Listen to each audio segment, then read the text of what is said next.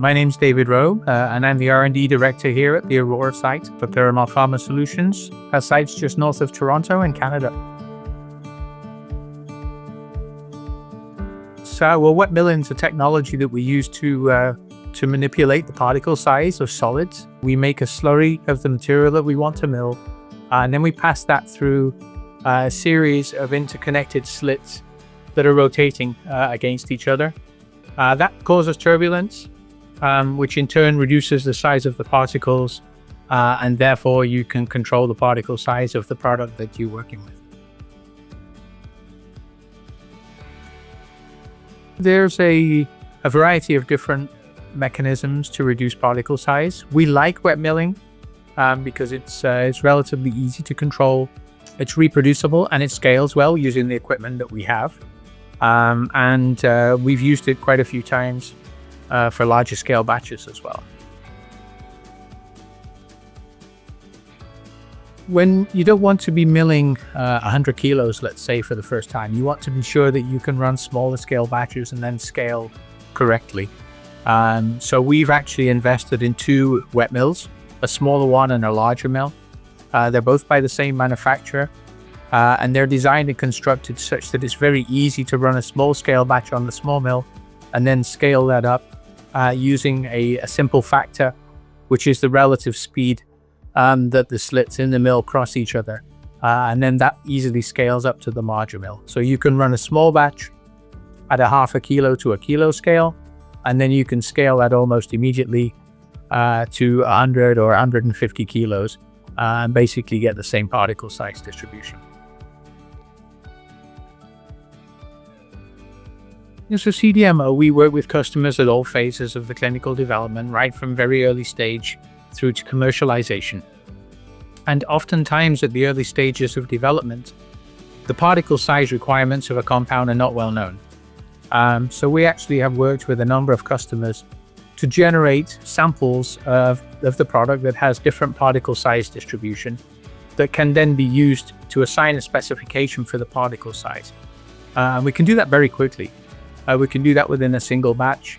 All we do is vary the tip speed of the equipment in a systematic way, and then we pull samples, measure the particle size, and those samples can then be used to design specifications for the solid through the wet mill.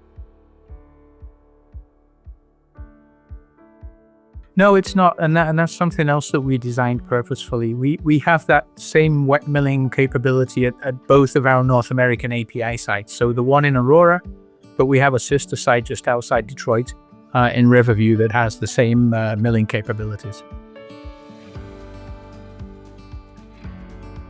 There are a couple of other technologies. Probably the most notable one is micronization, and that deals with a dry solid. And that reduces the particle size by essentially injecting a stream of the dry solid against itself. Some of the disadvantages with the micronization is that it tends to create a lot of dust. And then containment and material losses can become a little bit of an issue. Micronization can develop slightly smaller particle size distributions, which might be required, but can also cause problems in downstream formulations because they can be a little bit too fine, and that can make them difficult to formulate.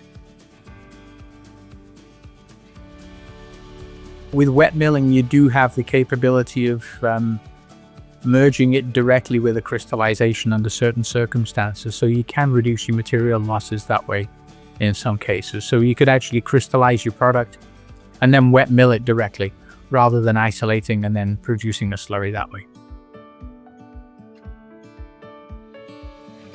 Some people are aware of the wet milling. I wouldn't say it's as commonly known as micronization. More often than not, the clients come to us with a perceived requirement for a smaller particle size distribution. You know, maybe the product's not very soluble and they're concerned about the bioavailability. And oftentimes in an RFP, we'll be asked about micronization. And that's really when we can start a discussion around why the particle size reduction is necessary. And we can start to talk a little bit about the other options that are available, like wet milling, for example. And wet milling, has a number of practical advantages. You're not handling the dry solid. You have the capability of developing different particle size distributions by simply varying the tip speed, and it's easy to scale. So those are some of the discussions that we would typically have with the clients when they first come to see us.